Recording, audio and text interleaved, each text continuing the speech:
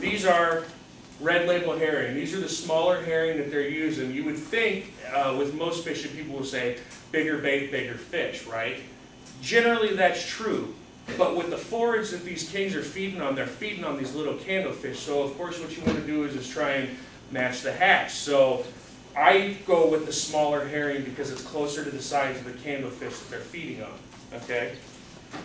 So what you do with these, you kind of want to let them thaw out a little bit before you cut into them, because the way that they're vacuum sealed, if you cut into them before they've thawed out, you can pull all the scales and really kind of distort the fish. And you want to have as natural presentation as you can have. Just take a little bit of this rock salt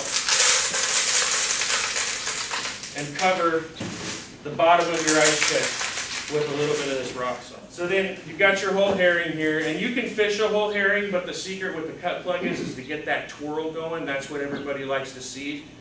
So you got your herring. This is one of the smaller ones. You put them in the miter on the bottom side of the miter, and what it does is it cuts at this way and this way. So not just do you put in a 45 in it, you're putting a bevel on the front of the fish.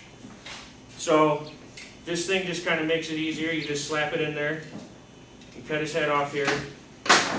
And now you're left with just this guy.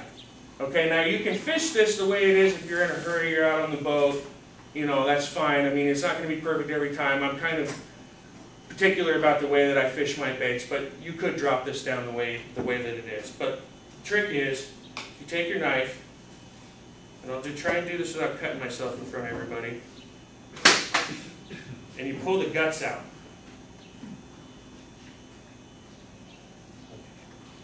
For ease application. Imagine all those guts are gone.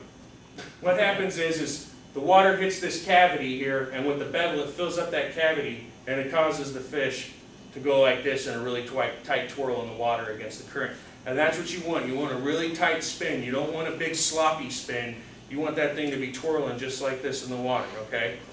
So what I'll do is I'll take these guys and I'll cut them all like this and get them ready. I'll take this whole pack here and cut the heads off of them. So you cover this with rock salt, your bottom there.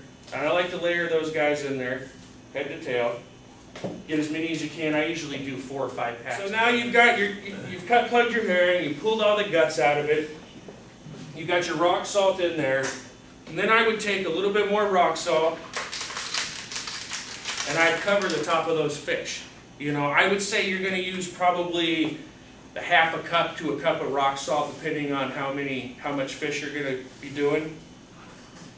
And then after that, you take, this is distilled water. And the reason you use distilled water, you could use filtered water from if you have like a Brea or something like that. It's the chlorination in it. Basically what the theory is that the chlorination in the water degrades the quality of the bait, mushes it up, causes it to lose its scales. So I kind of follow the status quo and just go along with using some distilled water. It's a buck, you know. It's worth it to catch a fish. So then you take your water and you cover your fish. Just enough to cover them. You don't want to put a ton of water in there because you want them to toughen up. And if you put too much water in there, it dilutes the salt and it doesn't do exactly what you want it to do. You want that salt to almost cook it a little bit like you were brining a piece of salmon or something. It toughens up the meat. And at this point would be a good time if you wanted to add like some anise oil or herring scent or anything like that. This would be a good time to add that. You can use food coloring. You could add food coloring if you want to add green or blue. A lot of the old school technology guys use gun bluing, the actual gun bluing. They'll put that in the water. And I've heard guys use powdered milk. Well, they also add powdered milk to it because the powdered milk will help keep the scales on. I kind of don't really go that far. I think that this is sufficient for what you're doing for going out for a day.